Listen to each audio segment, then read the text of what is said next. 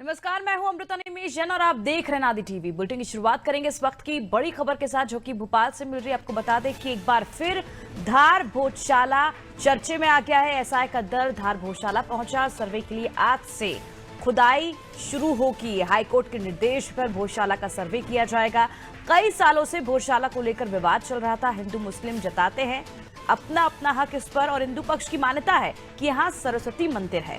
मुस्लिम पक्ष भोजशाला को इबादत गाह बताते हैं। विशेषज्ञों की टीम खुदाई कर बनावट देखेगी। भोजशाला के निर्माण के समय की बनावट जो थी वो देखी जाएगी और पत्थरों पर किस तरह से चिन्ह अंकित किए गए हैं उसका भी सर्वे किया जाएगा और जांच के बाद टीम हाईकोर्ट को रिपोर्ट सौंपेगी। रिपोर्ट के आधार पर सुनवाई बढ़ेगी और भोजशाला में हिंदू चिन्ह संस्कृत के शब्द पाए गए हैं। विष्णु प्रतिमा प्रमाण या याचिकाकर्ता ने कोर्ट में इसे पेश किया था। तो आपको बता दें, अगर हम इतिहास की बात करें तो 1000 साल पहले धार में परमार वंश का शासन था और 1000 से 1055 ईस्वी तक राजा भोज ने शासन किया और राजा भोज सरस्वती देवी के अनन्य भक्त थे। उन्होंने 1034 ईस्वी में यहाँ पर एक महाविद्यालय की स्थापना की है जिसे बाद में भोजशाला के नाम से जाना जाने लगा और इसे हिंदू सरस्वती मंदिर भी मानते हैं। तो दोनों ही पक्ष अपनी अपनी तर्क दे रहे हैं और दोनों अपना हक समझते हैं और अब ये मामला कोर्ट में लंबे समय से लंबित है। अब सर्वे आज से शुरू किया जाएगा, उसके बाद ही साफ होगा। रिपोर्ट आने के बाद जब इस रिपोर्ट को कोर्ट में पेश किया जाएगा, कोर्ट इसे लेकर क्या अपना निर्णय पेश करता है ये देखना होगा। एसआई का दल धार भोजशाला पहुंच चुका है। सर्वे आज से शुरू हो जाएगा, खुदाई की जाएगी और हाईकोर्ट के निर्देश पर ही भोजशाला का सर्वे शुरू होगा।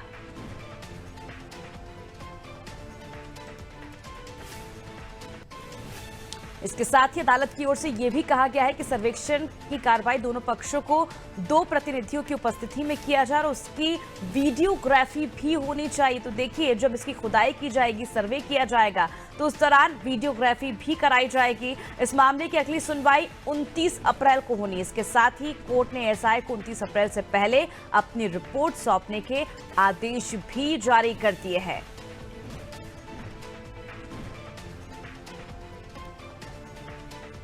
तो हिंदू पक्ष और मुस्लिम पक्ष की अलग अलग मान्यता है, इसे लेकर जिसके तहत ये मामला कोर्ट में पहुंचा और अब कोर्ट ने सर्वे करने के निर्देश जारी कर दिए और 29 अप्रैल से पहले इस सर्वे की रिपोर्ट सौंपी जाएगी कोर्ट में।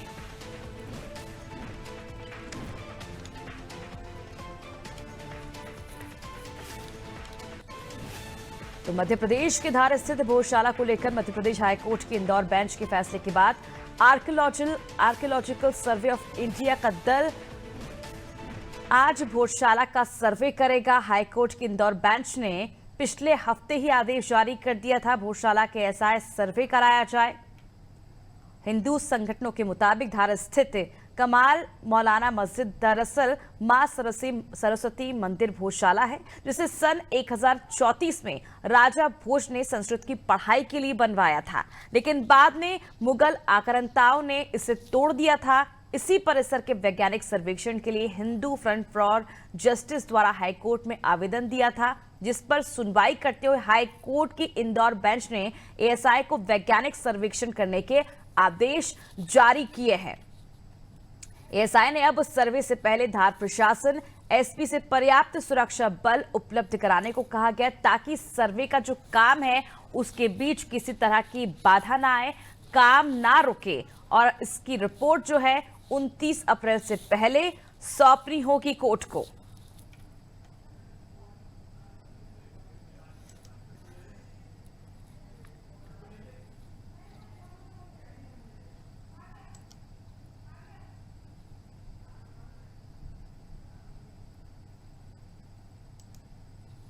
तो एक बार फिर धार भोजशाला सुर्खियों में है। एएसआई का दल धार भोजशाला पहुंचेगा। सर्वे के लिए आज से इसकी खुदाई शुरू की जाएगी। हाईकोर्ट के निर्देश पर भोजशाला का सर्वे किया जाएगा। कई सालों से भोजशाला को लेकर विवाद चल रहा है हिंदू मुस्लिमों के बीच में और दोनों ही समुदाय के लोग अपना अपना हक जताते हैं इस पर, जिसे लेकर अब ये मामला कोर्ट में पहुंच चुका है, कोर्ट में लंबित है और अब कोर्ट की ओर से इसके सर्वे के लिए, इसकी खुदाई के जो आदेश है, निर्देश है, वो जारी कर दिए गए। मुस्लिम पक्ष भोजशाला को इबादत गाह बताते हैं। विशेषज्ञ टीम खुदाई करेगी और उसके बाद जो उसकी बनावट है वो देखा जाएगा। भोजशाला के निर्माण समय की बनावट देखी जाएगी। पत्थरों पर किस तरह से अंकित चिन्ह किए गए हैं उसे भी बारीकी से देखा जाएगा। जांच के बाद टीम हाईकोर्ट को रिपोर्ट सौंपेगी और रिपोर्ट के आधार पर जो है कोर्ट सुनवाई बढ़ाएगी। भोजशाला में हिंदू चिन्ह संस्कृत के शब्द पाए गए हैं। विष्णु प्रतिमा प्रमाण याचिकाकर्ता ने कोर्ट में पेश किए हैं।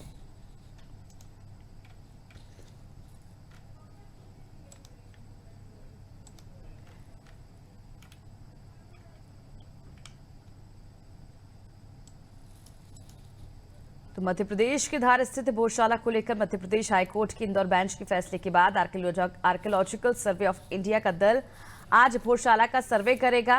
हाईकोर्ट की इंदौर बेंच ने पिछले हफ्ते ही आदेश दिया था कि भोजशाला के एसआई सर्वे शुरू किया जाए। चलिए, इस वक्त हमारे साथ संवाददाता दुर्गेश जुड़ चुके हैं। दुर्गेश, एक बार फिर धार भोजशाला काफी सुर्खियों में है, क्या कुछ जानकारी? देखिए, हाई कोर्ट की जो निर्देश थे उसके बाद जो भोजशाला है धार का, उस पर आज से खुदाई होनी है, उसका सर्वे होना है और सात सदस्यीय वो 7 बिंदु हैं जिन बिंदुओं पर जांच होनी है। इसके लिए पुरातत्व विभाग ने बाकायदा कमिश्नर और जो धार कलेक्टर और धार एसपी से है उनको सुरक्षा के लिए भी मांग की गई है कि हमको पर्याप्त सुरक्षा और जो संसाधन, जो उपकरण चाहिए खुदाई में लगने वाली चीजें, उनके लिए भी उन्होंने मांग की थी। आयुक्त ने लिखा था। और इसके बाद जो धार भोजशाला का प्रांगण है, बाउंड्री वाल है, उससे 50 मीटर तक की दूरी बाउंड्री वाल से उसके अंदर और बाहर हर जगह खुदाई होगी। खुदाई के पश्चात ये देखा जाएगा कि यहाँ किस चीज के प्रमाण मिल रहे हैं, क्या वाकई में हिंदुत्व धर्म के जो प्रमाण है वो प्रमाण मिल रहे हैं या कुछ और मिल रहे हैं। उसके बाद जब वो जांच समिति हाई कोर्ट को अपनी रिपोर्ट सौंपेगी, उसके बाद हाई कोर्ट का जो भी अग्रिम फैसला होगा, जो भी फैसला आएगा, उस आधार पर यह माना जाएगा कि धार भोजशाला आखिर किसके पक्ष में हाई कोर्ट का फैसला जाएगा। बिल्कुल देखने वाली बात होगी आखिर किसके पक्ष में ये जो फैसला है वो जाएगा। लेकिन ये भी जानना चाहेंगे आखिर कितने सालों से ये मामला कोर्ट में लंबित पड़ा है? देखिए, जो याचिकाकर्ता है उनका कहना है कि कई वर्षों से ये लंबित पड़ा था मामला, लेकिन अब हाई कोर्ट की शक्ति के बाद जिस तरीके से ज्ञानवापी मंदिर का मामला था, उसी तरीके से अब हाई कोर्ट की शक्ति देखने को मिली है। हाई कोर्ट इस मामले को तत्काल फैसला करते हुए इस पर जो पुरातत्व विभाग है उनको निर्देशित किया कि आप जाएं और वहां की मौजूदा स्थिति को खंगालें और वहां पर बाकायदा जांच करें और जांच करके हाई कोर्ट को अपनी रिपोर्ट प्रस्तुत करेंगे। बनी रही दुर्गेश, आप हमारे साथ, आपसे और जानकारी हम लेंगे। तो बता दें कि धार की भोजशाला एक बार फिर चर्चा में है। कई वर्षों से भोजशाला को लेकर विवाद चल रहा है। यहाँ पर हिंदू और मुस्लिम अपना अधिकार जता रहे हैं। जहाँ हिंदुओं का कहना है कि यहाँ माँ सरस्वती का मंदिर है, तो मुसलमानों का कहना है कि यहाँ इबादत गाह है। आखिर भोजशाला की सच्चाई क्या है, ये अभी तक सामने नहीं आ पाई है, लेकिन मामला मध्य प्रदेश हाईकोर्ट में चल रहा है। अब हाईकोर्ट के निर्देश पर भोजशाला का सर्वे करने के लिए आज से इसकी खुदाई की जाएगी। और आपको बता दें कि भोजशाला विवाद में इंदौर खंडपीठ में याचिका की सुनवाई के बाद बीते महीने ही सर्वे के जो आदेश हैं वो जारी कर दिए गए थे। चलिए बात करते हैं अगली बड़ी खबर की, जो कि भोपाल से मिल रही है, जहां डॉक्टर मोहन यादव का मंडला दौरा रहेगा। भोपाल से मंडला के रपटा घाट पहुंचेंगे सीएम। मां नर्मदा के दर्शन करने के बाद पूजन अर्चना करेंगे। रानी दुर्गावती की प्रतिमा पर पुष्पांजलि भी अर्पित करेंगे। निषाद राजभवन में सीएम की आम सभा होगी। प्रत्याशी के नामांकन रैली में शामिल होंगे सीएम मोहन यादव। जिला कार्यालय में प्रबंध समिति की भी बैठक लेंगे। वरिष्ठ कार्यकर्ताओं से भेंट करेंगे। सीएम शक्ति वंदन कार्यक्रम में भी शामिल होंगे। इसके साथ ही बालाघाट लोकसभा की भी बैठक लेंगे। तो आपको बता दें कि मुख्यमंत्री डॉक्टर मोहन यादव लगातार लोकसभा चुनाव से पहले इसकी तैयारी में जुटे हुए हैं। कई जिलों के दौरे करें और उसी के तहत मंडला का दौरा रहेगा आज। चलिए ज्यादा जानकारी के लिए रुक कर लेते हैं संवाददाता दुर्गेश की। और दुर्गेश, आज सीएम डॉक्टर मोहन यादव का मंडला दौरा है, मिनट टू मिनट क्या कुछ जानकारी कार्यक्रमों को लेकर? देखिए, लोकसभा चुनाव के लिए पूरी तैयारी भाजपा की है और भाजपा के साथ ही जो सरकार है, भाजपा की सरकार है, फिर चाहे वो सरकार के मुखिया हों, लगातार उनके दौरे हो रहे हैं। लगातार अभी पिछले दिनों वही सीधी में नामांकन फॉर्म प्रत्याशी को भराया, तो उसके बाद जनसभा की गई थी। आज वही मुख्यमंत्री मोहन यादव के जो मंडला दौरे का कार्यक्रम है वो इस प्रकार से है कि वो 12 बजे, दोपहर 12 बजे भोपाल से रवाना होंगे मंडला के लिए, जहां फग्गन सिंह कुलस्ते जो वहां के प्रत्याशी हैं उनका नामांकन फॉर्म भराया जाएगा। उसके बाद वहां आम सभा को भी संबोधित करेंगे। उसके बाद कार्यकर्ताओं की बैठक और जो जिला प्रबंधन समिति की बैठक है उस बैठक को संबोधित करने के बाद वो बालाघाट जिले में भी जो चुनाव समिति के संदर्भ में बैठक होनी है उस पर भी चर्चा करेंगे। तो कुल मिलाकर के नामांकन फग्गन सिंह कुलस्ते के नामांकन रैली के साथ ही जो जनसभा होगी, विशाल जनसभा होगी, उसको संबोधित करेंगे। साथ ही भाजपा सरकार की रीति नीति और भाजपा सरकार की योजनाओं को लोगों से अवगत कराएंगे और उनके पक्ष में माहौल बनाने की कोशिश करेंगे। लोगों से वोट भी मांगने की कोशिश करते नजर आएंगे। बिल्कुल माहौल बनाते नजर आएंगे प्रत्याशी के पक्ष में। और जिस तरह आज फग्गन सिंह कुलस्ते के नामांकन को लेकर आज पहुंचेंगे मोहन यादव मंडला, इसके साथ ही भोपाल से मंडला के रपटा घाट भी सीएम जाएंगे। रानी दुर्गावती की प्रतिमा पर पुष्पांजलि अर्पित करेंगे। निषाद राजभवन में सीएम की आम जनसभा भी होगी, आम सभा भी होगी। प्रत्याशी के नामांकन रैली में आज सीएम मोहन यादव दिखाई देंगे। बने रहिए हमारे साथ दुर्गेश, आपसे और जानकारी हम लेंगे।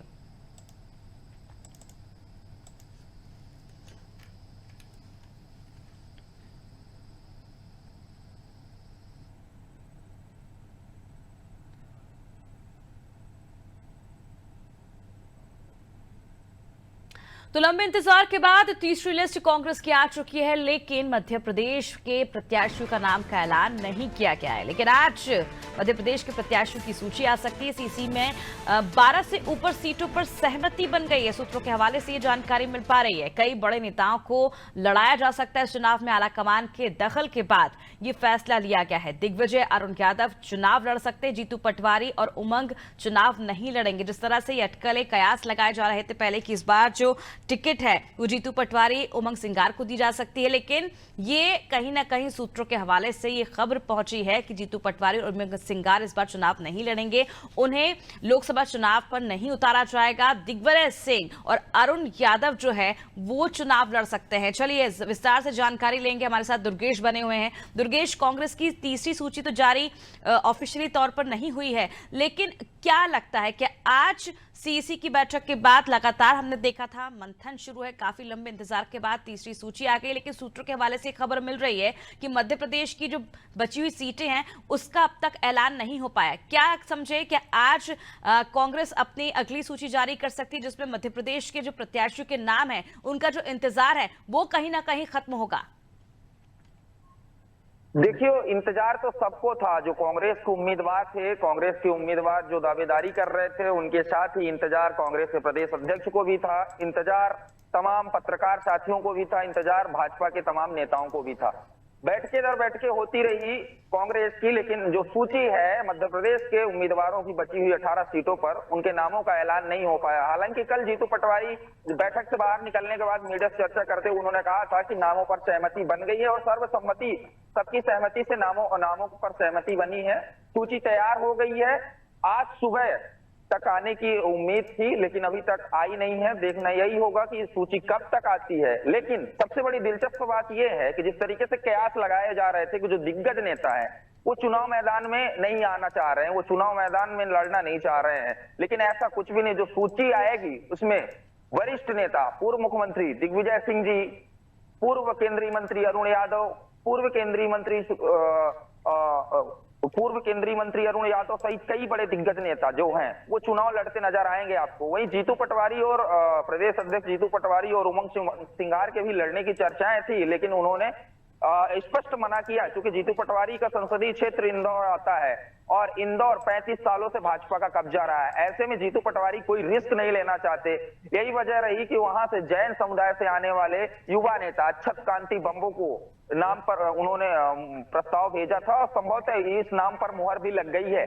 अब देखने यही होगा कि आज जब सूची निकल करके आती है तो कितने दिग्गज मैदान में होंगे, कितने युवा मैदान में होंगे और कौन से ऐसे नाम होंगे जो चौंकाने वाले होंगे। क्योंकि जो कांग्रेस की पहली सूची आई थी उसमें 10 में से 8 प्रत्याशी युवा नेता थे। कांग्रेस युवा की जो क्राइटेरिया निर्धारित किया है युवा नेताओं को मानने की, वो 50 वर्ष से कम उम्र के नेताओं के लिए है। तो जो 10 सूची आई थी वो 50 वर्ष से कम उम्र के नेताओं को टिकट मिली थी। हालांकि जो जबलपुर के लिए बात हो रही थी कि जबलपुर से विधायक लखन घनघोरिया, पूर्व मंत्री हैं, लखन घनघोरिया को चुनाव मैदान में उतारा जा सकता है, उनके नाम पर सहमति भी बन गई थी। हालांकि कयास ये भी लगाए जा रहे थे कि वहां से जो वरिष्ठ अभिनेता है आशुतोष राणा, उनके नाम की भी चर्चाएं हो रही थी। लेकिन अब सूची बन गई है, फाइनल हो गई है सूची के आने का इंतजार है। ऐसे में देखा यही जा रहा है कि जब सूची आएगी तो उसमें कितने दिग्गज नाम होंगे। हम बात करें यदि राजधानी भोपाल की, तो राजधानी भोपाल में एक नया नाम मिलने जा रहा है जिनका नाम अरुण श्रीवास्तव, उनके नाम पर भी चर्चा हो गई है। और ऐसे में कई लंबी सूची है 18 सीटों की जिसपे आज घोषणा होनी है और कितने समय तक ये घोषणा हो पाती है, टिकटों का जो इंतजार था लोगों को, क्योंकि नामांकन की प्रक्रिया शुरू हो गई है पहले चरण के लिए। पहले चरण की 3 सीटें की घोषणा अभी नहीं हो पाई है, तो कहीं ना कहीं कांग्रेस अभी पीछे चल रही है अपने चुनावी अभियान में। देखना यही होगा कि कांग्रेस किस तरीके से अपने आप को बैकअप कर पाती है भाजपा के मुकाबले। ये सूची आने के बाद पता चल पाएगा। बिल्कुल देखने वाली बात होगी दुर्गेश की आखिर किस तरह से कांग्रेस बैकअप कर पाती है भाजपा की सूची आने के बाद, क्योंकि अब कहीं ना कहीं जो चिंता है कांग्रेस को लगातार सता रही है। बीजेपी अपने सारे प्रत्याशियों का ऐलान कर चुकी है। ऐसे में अब कांग्रेस किस तरह का कार्ड खेलेगी लोकसभा चुनाव के मद्देनजर, कौन से चेहरे होंगे चौंकाने वाले, ये देखने दिलचस्प होगा। और लंबे समय से जो प्रत्याशी, जो उम्मीदवार हैं, ये उम्मीद करके बैठे कि उनका नाम इस बार सूची में आएगा, उनका इंतजार भी कहीं ना कहीं आज खत्म हो सकता है। बहुत बहुत शुक्रिया दुर्गेश तमाम जानकारी के लिए।